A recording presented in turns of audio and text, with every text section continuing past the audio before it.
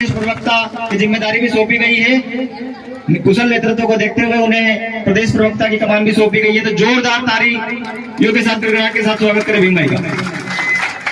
Hello, जितने भी भाई लोग चिल्ला चोट कर रहे हैं, आप लोगों से निवेदन है, थोड़ी सी हमारे समाज के लिए थोड़ी बहुत अगर हमारे में शर्म बची है तो पहले तो आप लोग नीचे उतर जाइए।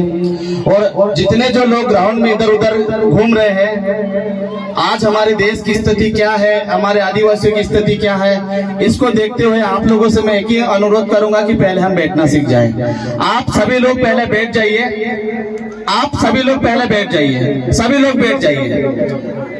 आप हमारे महापुरुषों की कसम को उल्लंघन कर देते हो यार, इससे बड़ी बेशर्म की बात क्या हो सकती है। सब लोग बैठ जाइए। नाश्ता भी रखा है आप लोगों के लिए, ये सारी व्यवस्था आपकी अपनी है, हमारा कुछ नहीं है। हम आपके समाज के बेटे हैं, छोटे छोटे बच्चे हैं। तो पहले तो सब लोग बैठ जाइए। साथियों, बड़ी मेहनत से ये आज महामानव क्रांति सूर्य भगवान टंट्या भील की कर्मस्थली पाताल पानी में महू के सभी सामाजिक कार्यकर्ता और महू जयेश के माध्यम से ये कार्यक्रम संपन्न हुआ है, इसलिए मैं सबको बहुत बहुत बधाई देना चाहता हूं।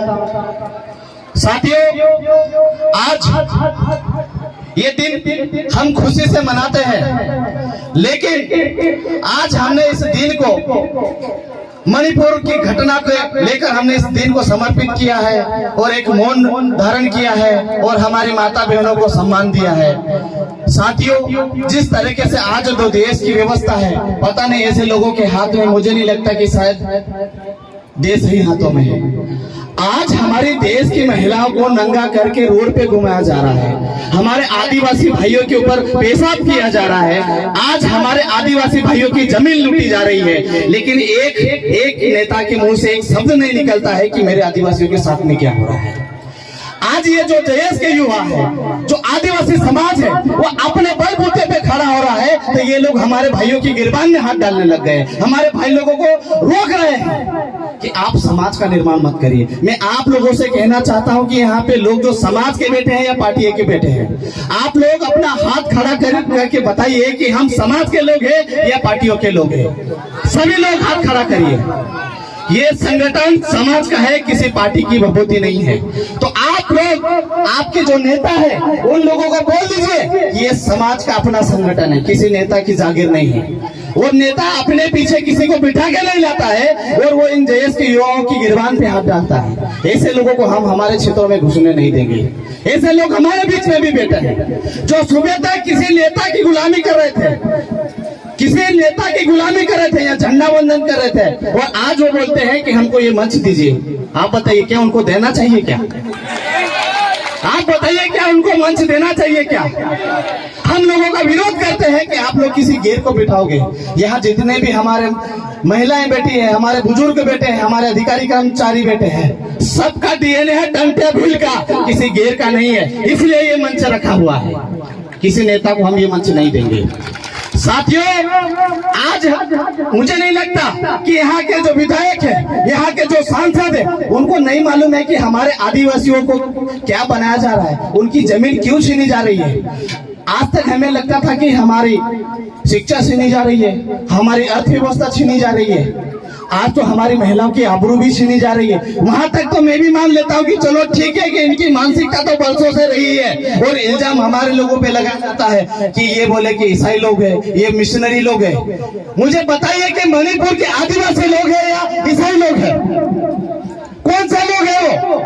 हमारे आदिवासी लोग हैं, और हमारी देश की सरकार बोलती है कि वो ईसाई लोग हैं। अरे भैया, ये बोलिए ना कि आदिवासियों के साथ में अत्याचार हो रहा है, आदिवासी की महिला को नंगा घुमाया है। इसलिए नहीं बोलते हैं क्योंकि मध्य प्रदेश में ये जो पीली क्रांति इनके नाक में दम करके रखी है, ये इसलिए चुपचाप बैठे हैं, इसलिए चुपचाप बैठे हैं क्योंकि ये जो पीली क्रांति के लोग हैं, आज संविधान पढ़ के इनको भोपाल और दिल्ली में इनकी गर्दन पकड़ सकते हैं, संवैधानिक दायरे में इनको कटघरे में खड़ा कर सकते हैं। ये बाबा साहब की जो फोटो दिख रहे हैं ना, ये सब लोग उसके अनुसार चलते हैं। ये टंट्या भील अगर बिरसा मुंडा बन गए ना, तो तुम सोच लो कि तुम्हारा होगा क्या। ये हमारा डीएनए बोलता है। अगर यहाँ पे ट्रेन रुकती है तो इसका कारण है सिर्फ एक टंट्या भील। अगर हर कोई टंट्या भील बन जाएगा तो सोचो तुम्हारा क्या होगा।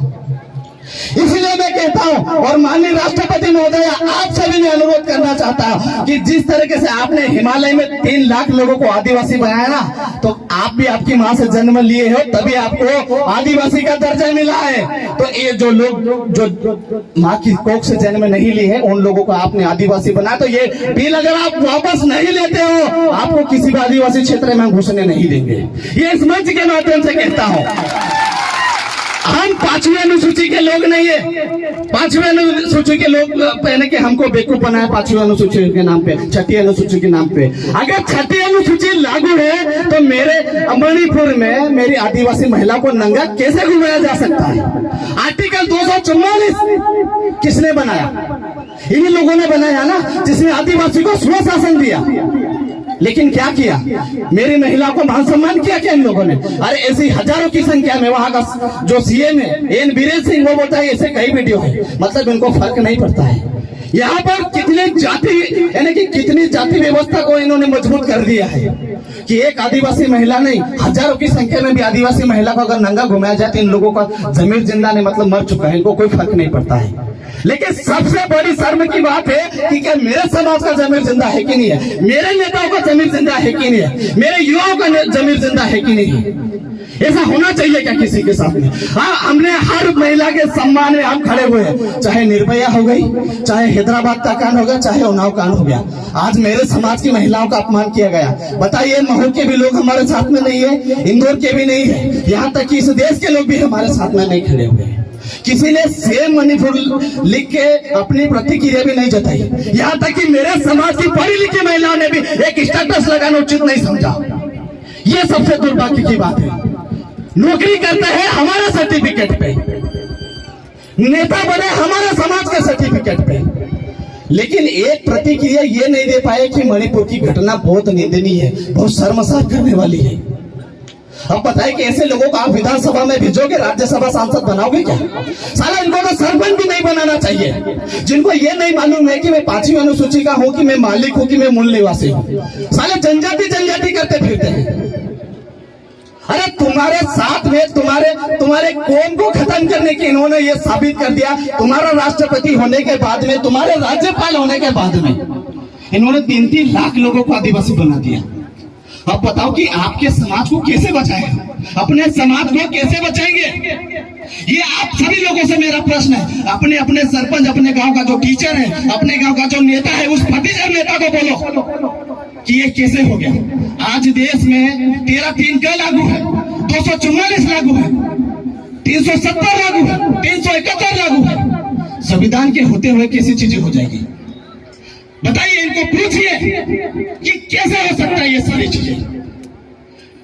जो नेता हमारे समाज का इस्तेमाल करके इनको हमने राज्य भवन, संसद भवन में भेजा है, इन्होंने अपने अपने मुंह पे जो आप कोरोना में मास्क लगाया ना, ये सब लोगों ने मास्क लगा लिया है।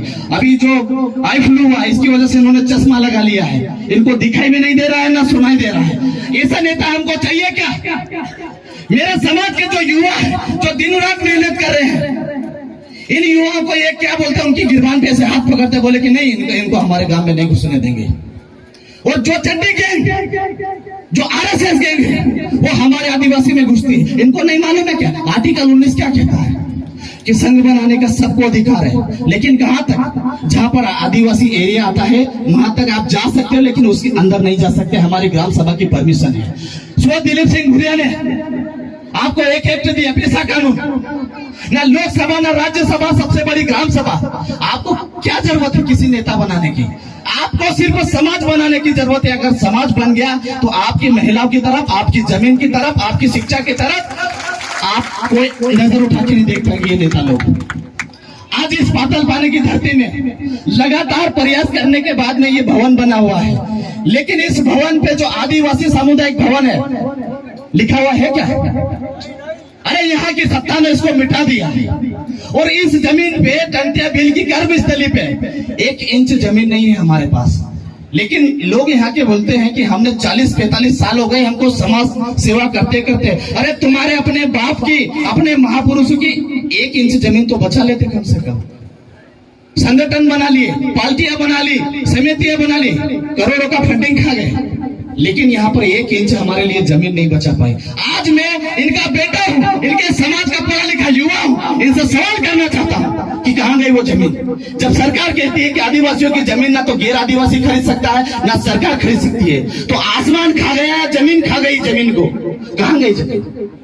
आज कंडीशन देख लीजिए, वो बोर्ड ऐसे बोर्ड लगाते क्या, आज हमारा त्योहार है, अरे तुम 25 दिसंबर को जाओ, 25 दिसंबर को ये ईसाई लोगों का त्योहार होता है, वहां पे मनाओ, नहीं मनाएंगे।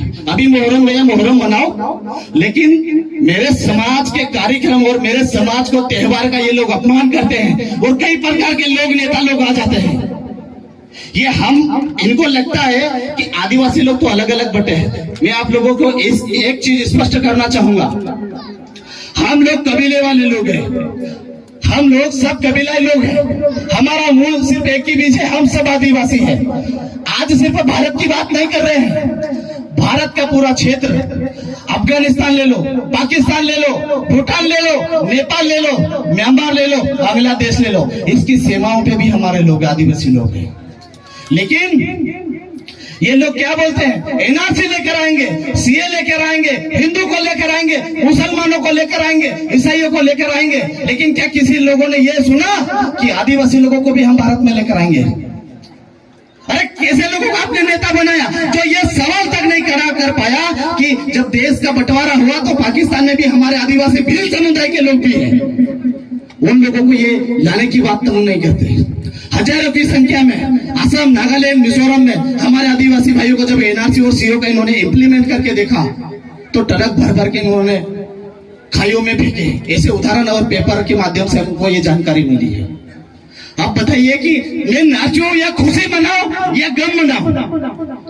भैया हमको खुशी मनाने का तो समय नहीं है, किस बात की खुशी मनाओ? अगर वही चीज मध्य प्रदेश में शिवराज सिंह चौहान करते हैं तो आप लोग क्या करोगे? मध्य प्रदेश में शिवराज सिंह चौहान ने 30 तारीख के आसपास में एक स्टेटमेंट दिया है कि मैं भोई और केवट जो लोग हैं जो नर्मदा किनारे बसे हैं, इन लोगों को हम जनजाति का दर्जा देंगे, मतलब एसटी का दर्जा देंगे। तुम्हारे जो नेता है ना, तुम्हारा जो सरपंच है, तुम्हारा जो पंच है, उसको नहीं मालूम है कि ये होता क्या है, ये क्या होगा? उनको ऐसा बोला कुछ नहीं होता है। अरे कुछ नहीं होता नहीं, ये जितने भी जो मंच पे भाई लोग बैठे हैं, ये जो भाई लोग जो अपना गमछा डाले हुए हैं ना, मैक्सिमम लोग पढ़ाई कर रहे हैं, कहीं ना कहीं तैयारी कर रहे हैं। इनके आरक्षण का क्या होगा? इनको तो ये भी नहीं मालूम है कि मेरे आदिवासी समाज को आरक्षण कितना मिलता है, मेरे आदिवासी समाज की टोटल इस देश में जनसंख्या कितनी है और जनसंख्या की गणना कब से हो रही है, ये भी नहीं मालूम है। तो हम इनको किस माध्यम से नेता बोले? और बोलते क्या है कि बोले हमको मंच देना। अरे किस माध्यम से आपको मंच दे, किस खुशी में मंच दे? तुम तो हमको आदिवासी कहने के लायक भी नहीं छोड़ते हो, घुटने लगा लगा के पैर पकड़ते हो। कैसे इनको हमारा नेता बोले? क्या आप चाहोगे ऐसे लोग जो गैर आदिवासी लोगों के पैर जाके पकड़ते हैं, उनके तलवे चाहते हैं, ऐसे लोगों को हम हमारा नेता बोलेंगे क्या? मैं 10 बार मेरे भाइयों के पैर पकड़ लूंगा, 10 बार मेरी माता बहनों के पैर पकड़ लूंगा और उनसे गलती होगी तो माफी मांग लूंगा, लेकिन किसी गैर आदिवासी के हम पैर नहीं पकड़ेंगे ना माफी मांगेंगे। आज हजारों की संख्या में हमारे भाई यहाँ पर आए हैं, वो कुछ उम्मीद लेकर आए हैं और उम्मीद यही है कि ये जो दहेज का कारवा है, इसको सिर्फ हमने 9 अगस्त तक सीमित नहीं रखना है।